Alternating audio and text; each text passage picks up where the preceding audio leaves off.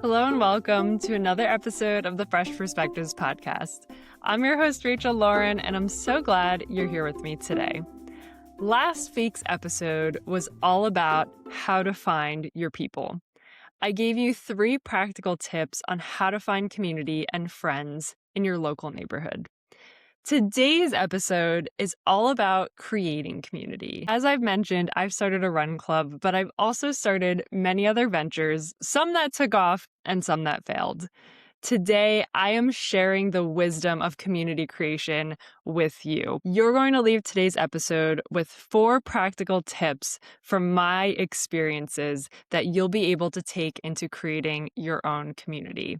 This is a little bit of a cheat book, so you can take my failures and my experiences and grow from there. Community creation is not for everybody. However, if you have tried to find community and find friendships and nothing out there exists for you, I highly recommend feeling empowered to build your own community. Building community can feel really intimidating. This has been a topic that I've covered multiple times on the podcast. I interviewed my good friend, Ann Scott, who started a global community, which was so amazing. But community doesn't have to start off as something huge. It can start off as something small.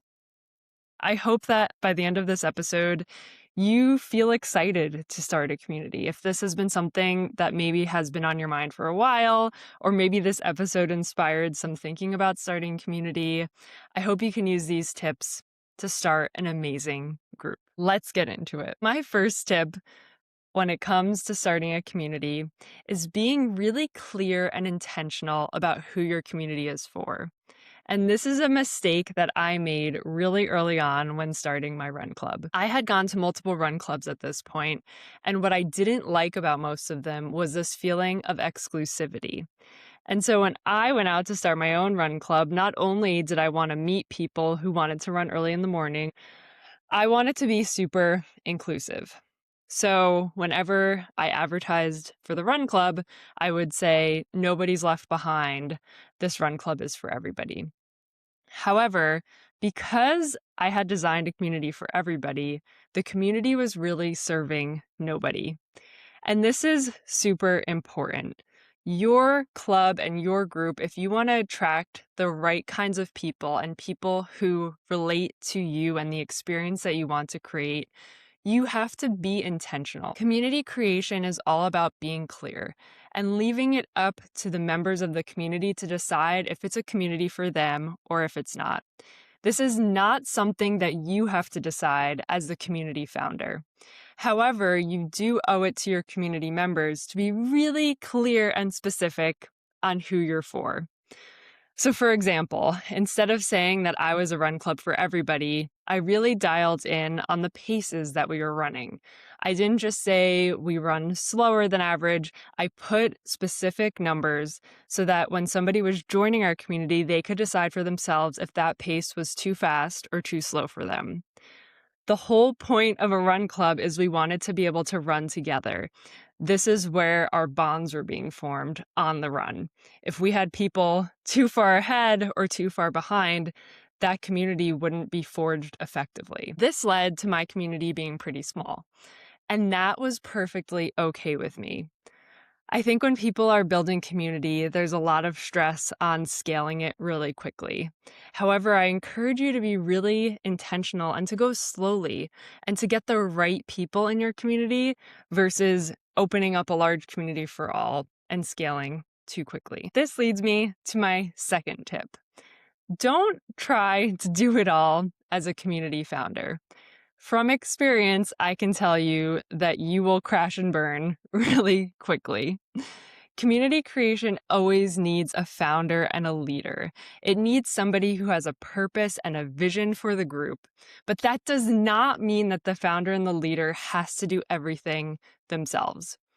The only way for a community to survive and scale is to have people help. Delegation is extremely important and is one of those things that you have to learn very quickly as a leader. It is important to identify those who love and are active in your community and recruit them to help you run that community as quickly as possible. Because most communities are volunteer-based, this means that people are doing this unpaid in their free time and for the joy of community. This is essential. For example, having a run club, I tried to then start a club for people who wanted to learn to run, and this quickly became too much. I was now running a run club on the weekends and a learn to run club on other days of the week. What I wish I would have done is asked somebody in the group who is passionate about teaching people how to run that group. If your goal is to grow your community, you will need help. Identify the helpers as quickly as you can. This brings me to my next tip. Your first members and your members in general become your biggest advocates. The best communities, in my experience, are the ones that grow from word of mouth. It's way more important to me to create something special within a community that people are so excited and passionate about they can't help telling their friends about versus casting a really, really large net. Your community members can be your biggest advocates, and community promotion is really powerful when it comes from community members and word of mouth. That is a strategy I totally recommend when it comes to scaling your community. Focus on giving those first few members a really great experience. Give them a few times to determine if this community is for them, and once they commit, use those as your early on advocates. This brings me to my next tip of really considering where you want to promote your community. I made the mistake of promoting a club that I tried to start way too broadly. And I wasn't really specific on who the group was for. It was a dinner club that was focused on cooking, and I wanted to use cooking as a shared experience, but I recruited too broadly. This meant that when the day came and all of this work went into the event, the people who came didn't really have much in common. It's really important to either use the activity or use how you're describing the community to set the expectation of what kind of people you're looking to attract to this community. And again, this goes back to my first point. A community is not going to be for everybody, and that's okay. Successful communities have common bonds, common traits, and bring people with things in common together.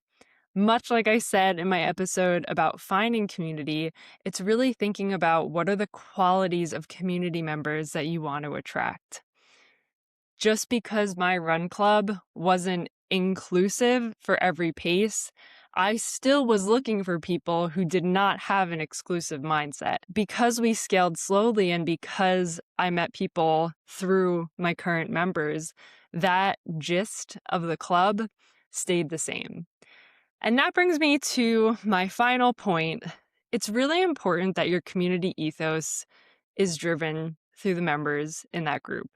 It's much like a company. Company culture needs to be embodied by everybody within that company. You want to make sure that your community values are being embodied and show up every day in the members of your community. And it's really easy for that to go south really quickly if you do not enforce community standards and community management. If you would like more tips on this, highly recommend listening to Anne's episode. She founded Girl Gone International. Her community has scaled massively, and this is something that she's had to learn how to navigate as well. I hope if you were thinking about starting a community, or maybe you haven't, and after listening to this episode, you're thinking about it, these tips help you start a little bit ahead of where I started as a community founder. I think creating a community is one of the most cool, inspiring, and powerful things that you can do. Your community is not going to be perfect from day one, and that's okay. It's all a learning process. If you are looking to start a community or you started a community, I'd love to hear about it. You can connect with me on Instagram. I will leave my handle in the show notes. You can also always send me an email. My email is thefreshperspectivespod@gmail.com. I would love to support whatever you are building. This has been another episode of the Fresh Perspectives podcast. I'm your host, Rachel Lauren, and I can't wait to speak to you soon.